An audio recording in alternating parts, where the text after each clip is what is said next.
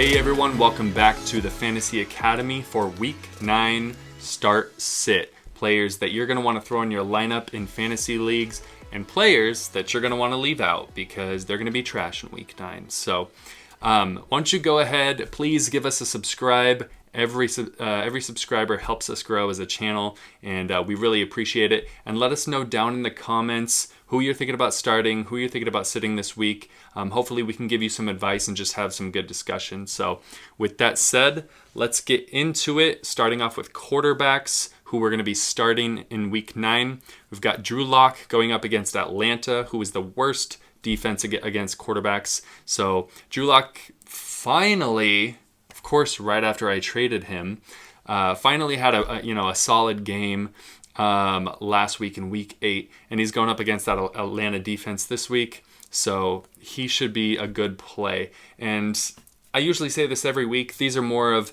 we like to talk about more of the fringe players, not the Patrick Mahomes or the Lamar Jacksons that you're always going to put in your lineup, but more of the fringe guys that you're thinking about sitting or thinking about starting. We want to show you those matchups that might be favorable or not favorable. So first quarterback, Drew Lock. Get him into your lineup if you don't have someone better to throw in there. And then we've got Derek Carr. Didn't have a strong Week 8, but he's going up against the Chargers defense, which has surprisingly not been great this season. They've had some injuries, and they are ranked 30th going against quarterbacks. So get Derek Carr in your lineup. And then we've got Matt Stafford going up against Minnesota, and they've been awful all season against quarterbacks. So Matt Stafford is a strong play as well. Even if Kenny Golladay isn't going to play, he has a hip injury this week. Even if he doesn't play, Matt Stafford should have a strong game. And as far as quarterbacks, I am giving the red light to do not play in Week 9. We've got Ryan Tannehill going against Chicago, that strong front of theirs. Ryan Tannehill has kind of gone downhill a little bit in the last few weeks, and going up against that Chicago defense, it's going to be a struggle. Then we've got Teddy Bridgewater going against the 6th-ranked defense against quarterbacks. So Bridgewater kind of in the same boat as Tannehill. Started off pretty strong with some good games, and lately hasn't been great. So I would say sit Bridgewater in Week 9. And then lastly, pretty much every week we've got Sam Darnold, who is just been abysmal. Is it his fault or not? Who knows? The Jets are a horrible organization right now. So you're not going to be playing Sam Darnold going against the second best defense, New England, against quarterbacks. And let's get straight into running backs from there. We've got 49ers running back. Whoever is starting for the 49ers, whoever's in their backfield, got some sirens going on. It is election night. I'm doing this at 7:45 p.m. Pacific time, so maybe it's a riot. Who knows? Back to football. Whoever is in the backfield for the 49ers, whoever's starting in the backfield, definitely play them, whether it's Tevin Coleman, Jermichael Hasty, Jeff Wilson, whoever they throw back there, they're going to put up points. So Jermichael Hasty was the guy last week. He did solid. So throw whoever they have in against the Green Bay defense, which is really surprisingly the worst against the run so far this season. They got torched last week by Dalvin Cook. He had four touchdowns, one through the air, and 3 on the ground. So then we've got James Robinson. I shouldn't have to tell fantasy owners this, but he's still not, a household name, not a big name that people always think about. So he's going up against Houston, bad against the run. Get James Robinson for the Jags into your lineup. And then lastly, we've got Clyde Edwards-Helaire going up against Carolina. I think he'll have a strong bounce back week in Week 9 going against the Panthers defense. They're ranked 29th against running backs. So get Clyde in your lineup. And then running backs to sit. This hurts me to say, but Ezekiel Elliott. He is going up the 6th best defense against running backs in Pittsburgh. But, if you don't have a quarterback, defenses are just going to be keying on your running game, which they have been. And Zeke, the last 2 weeks, I mean, he's just not doing it for fantasy owners. So I am saying sit Ezekiel Elliott. I don't think those words have been uttered since he's been in the league pretty much for fantasy, unless he was injured. But week 9 of 2020, hey, it's 2020. Anything can happen. And we're sitting Ezekiel Elliott in week 9. Going up against that Pittsburgh defense. And then we've got J.K. Dobbins. He had a good week 8, but week 9, they're going up against the Indianapolis defense, which has been really strong against the run. And I just think they'll shut down J.K. Dobbins. Gus Edwards, they'll probably shut him down as well. I don't think he'll be rushing for, over 100 yards like he did in week 8. Maybe he'll get a goal line touchdown or something along those lines, but I don't think he's going to put up 12 to 15, 18 points. I think maybe he'll put up 5 to 10 points somewhere in there against the Indianapolis defense. And then lastly, we've got Jordan Wilkins on the other side of that game. He had a big week 8 for the Colts. Jonathan Taylor was a bit nicked up, so they didn't put him in all too much. And they also had Nyheim Hines, who went off for 2 touchdowns.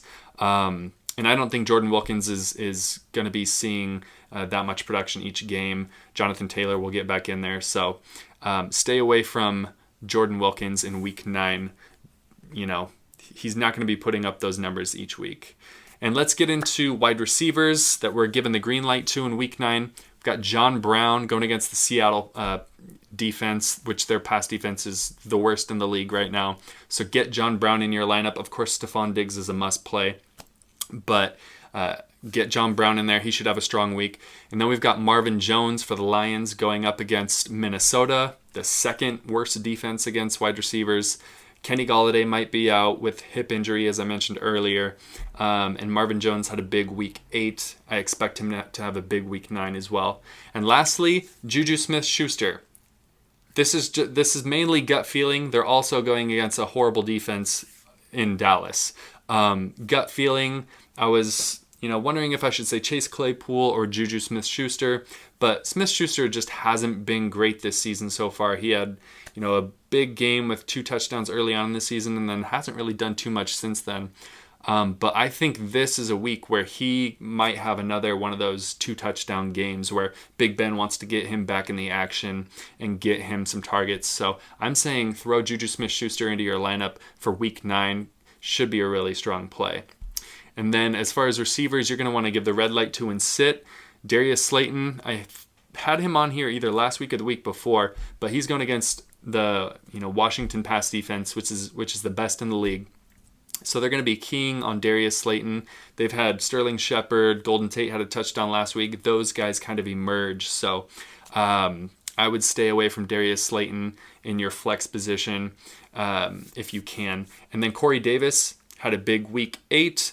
I do not expect him to have another big week going against the 3rd best defense against the pass in Chicago. So stay away from Darius Slayton, Corey Davis, and lastly we've got Mecole Hardman for the Kansas City Chiefs going against the Panthers defense, which has been really good against the pass this year. They're ranked 4th against receivers. So keep those guys out of your lineup in week 9, and let's head on. I want to say head on over, but let's move on to tight ends that we're going to start and sit. Tight ends are going to start Noah Fant going against Atlanta. We talk weekly about that horrible Atlanta pass defense, and against tight ends, they're also horrible, and they're last in the league going against tight ends. So get Noah Fant in your lineup. Drew Lock and him have a solid connection. They're both healthy finally. So Fant should have a strong week 9. Then we've got Rob Gronkowski. I'm glad to put him in here because I love Gronk, but the last 3 weeks have been great for him, but early in the season he was really struggling. So I'm glad to say, throw Gronkowski in your lineup. Make sure he's in there. They're going up against New Orleans, who rank 29th against tight ends. So he should have a strong week with Brady throwing him the ball. And lastly, George Kittle went down in week 8, should be out 6 to 8 weeks with an injury. So make sure to pick up Jordan Reed or Ross Dwelley. I think that's his name. The backup tight ends for San Francisco. Whoever's playing, Jordan Reed might still be out with injury. If he is, be sure to pick up Dwelly. I'm pretty sure Jeff Roberts, who did our waiver wire video this week, mentioned the same thing. So be sure to pick up one of those guys, whoever is going to be starting for San Francisco, and play them. They're going up against Green Bay, who's 6th against tight ends, which is really good. But San Francisco just utilizes their tight ends a lot, and they'll get them points. So we saw that earlier in the season with Jordan Reed. He got plugged in and pretty much performed just as well as George Kittle. And then as far as tight ends, we're going to sit in Week 9. Robert Tonyan for Green Bay going up against San Francisco. San Francisco ranks 4th against tight ends because they have, strong defense, although they have a lot of injuries this year, but really good against the tight ends. So keep Robert Tonyan out of your lineup if you have other great options at tight end. And then we've got Dalton Schultz for Dallas going against Steelers, ranked 5th against tight ends. They just don't really have much of a quarterback to get him the ball, so maybe he'll get 5 or 6 targets, but I don't think they're going to be getting near the red zone much. So I would cap him at maybe 10 points is the max he might get in Week 9, but I would really guess he'll probably get 4 to 6 points. And then we've got Mike Gesicki going up against the Cardinals. You got Tua, who is still very fresh, very new. Didn't have, Miami did great. They had a special teams touchdown, a defensive touchdown. And so Tua looked really good, and there was a lot of good momentum in their Week 8 win with him starting. But Tua didn't have necessarily a great week. He had a touchdown, but other than that, he didn't have a great week.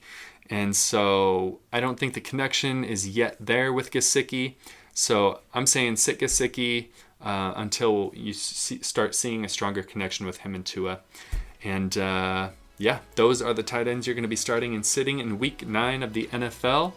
Remember to give us a subscribe below, give the video a like, and comment below as well.